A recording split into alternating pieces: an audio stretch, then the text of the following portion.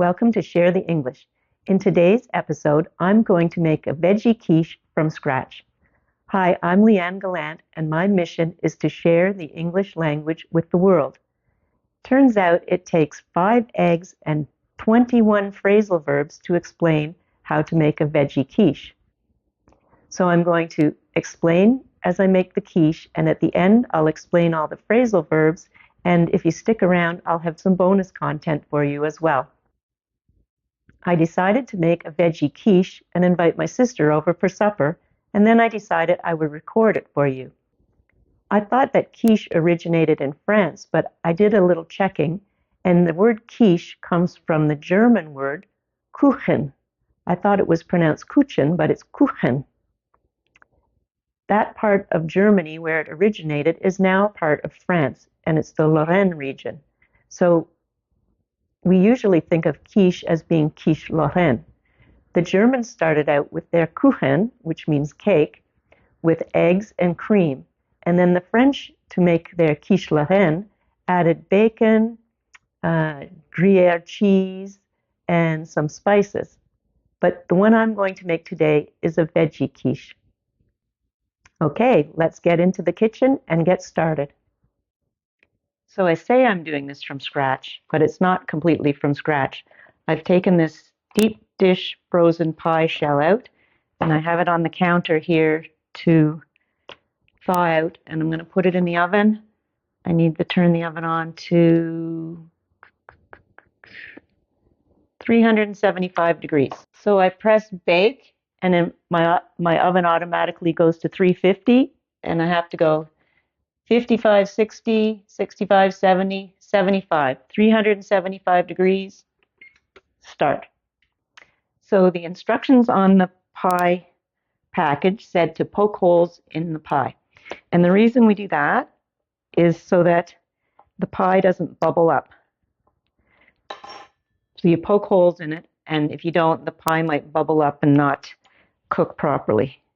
So it says every inch or so.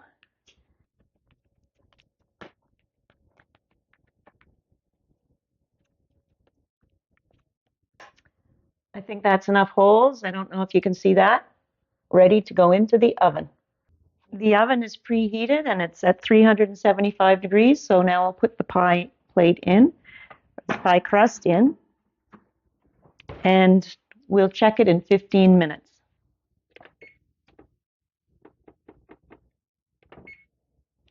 While the pie crust is cooking, I'll get out all the other ingredients that we need to make the quiche.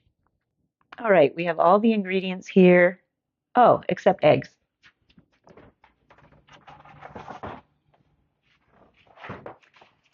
Now we have all the ingredients here. To make a quiche, you need 5 eggs. You need some cream, a little bit heavy cream. This one's only 18%. A couple of different kinds of cheese. I've got cheddar cheese, Parmesan cheese, and Fontina cheese. I haven't had that before, so we'll see what that's like. We have onion, an orange pepper, some mushrooms, and I don't have Dijon mustard, so I'm just using regular powdered mustard.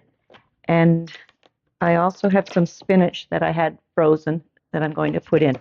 So we're going to chop up all the vegetables and get everything ready, and then we'll have to saute them. I better check the pie crust and see how it's doing. Turn on the light. And it's doing fine, I think. It's not bubbling up. If it bubbles up, you have to get your fork again and poke a few more holes in it, but it looks good. The oven beeped, so let's check on the pie crust. It looks pretty good. It's supposed to be golden. I think that'll do. Now that has to cool off. That has to cool off a little bit, and in the meantime, we're getting the veggies ready. Right, I've been sauteing these vegetables, and I'm going to add the spinach in now. Ugh.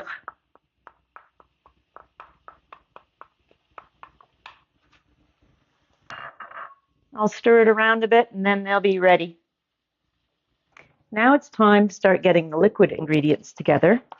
And I'm going to crack 5 eggs into the bowl to start. So in North America, we keep our eggs in the fridge because the eggs are washed and that washes all the protective coating off them, and then they have to be kept in the fridge. Whereas in Europe and other countries, they don't wash the eggs, they leave them with the protective coating on them right out of the hen, and hence they don't have to be, I said hence. Hence is something you never say. And therefore, they don't have to be kept in the fridge. So let's get started. 1, 2, 3, 4, 5 eggs. No shells in there. So I'll whisk these up and then add the other ingredients. All right, the eggs are whisked. Oops. Now I'm going to put in 1/2 cup of the cream. Can you tell I haven't done this before on camera? Trying to get fancy. And then I need to add 3/4 of a teaspoon of black pepper and 3/4 of a teaspoon of salt. But of course, there is no 3/4 teaspoon, so I'll add a 1/2 teaspoon and a 1/4 teaspoon. Okay, so apparently it was a 1/4 teaspoon of pepper and 3/4 a teaspoon of salt. So I'm going to put in a 1/4 teaspoon of pepper, and I'll probably just put in a big 1/2 teaspoon of salt because we don't really need extra salt in our lives. But I'm going to do it over this so I don't.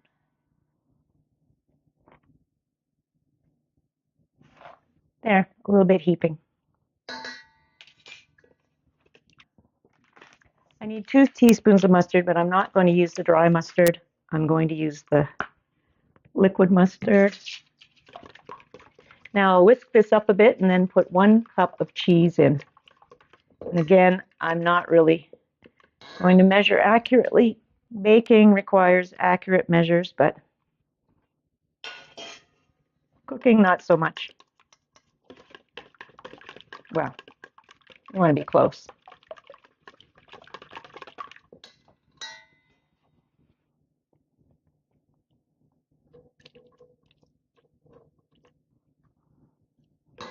Just for fun, we're going to throw a little Parmesan in too.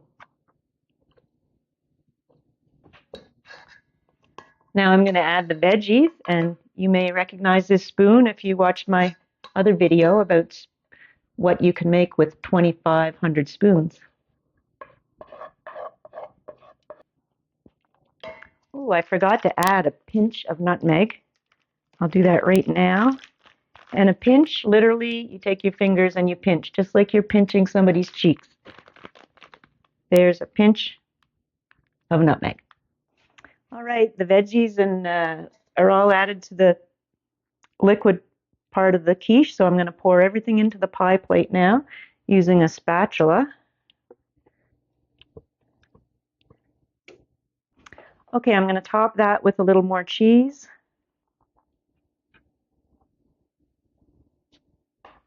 And now I'm going to put it into the oven, which is at 375.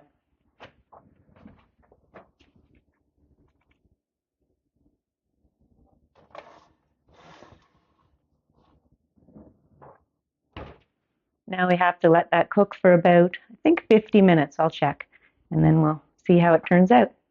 All right, the timer just beeped, and it's time to take out the quiche. Ooh, it looks good. There you go. What do you think of that? Turn off the oven. We'll have to let it cool for a little bit, and then we'll dig in. All right, I'll try to get into the shot this time. I put a couple of plates in the oven to warm because there's nothing like a warm plate to keep your food warm. or a cold plate to cool it. This is a little pie lifter that I have. Let's cut the quiche.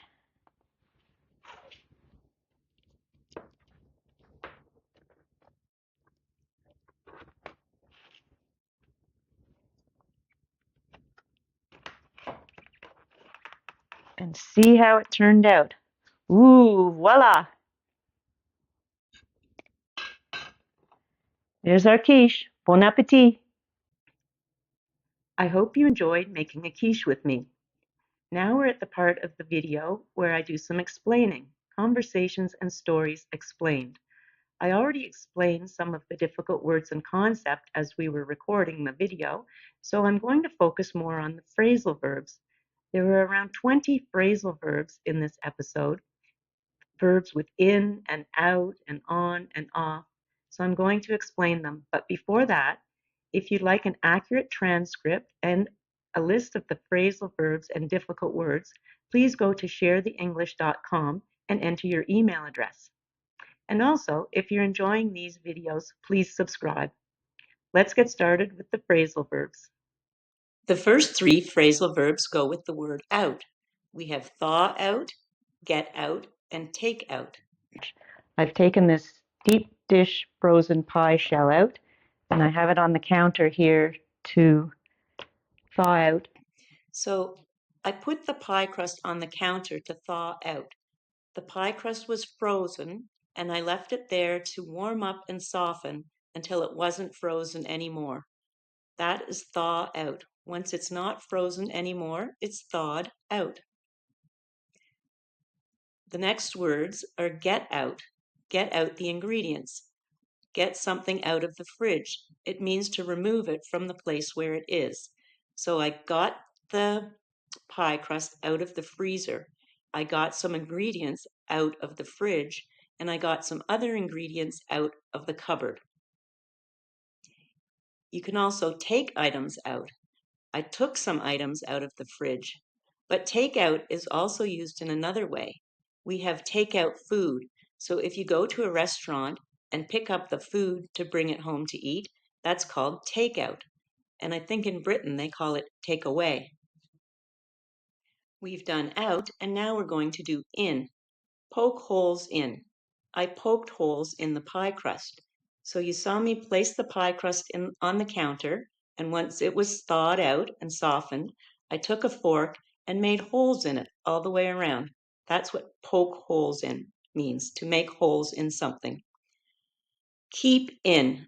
I keep the eggs in the fridge. In North America, we keep the eggs in the fridge. We also keep spices in the cupboard. So that means to place them in a location and store them there. The phrasal verb to put in can be used for lots of different things. In the video, I was putting things in, for example, the bowl or the oven or the fridge.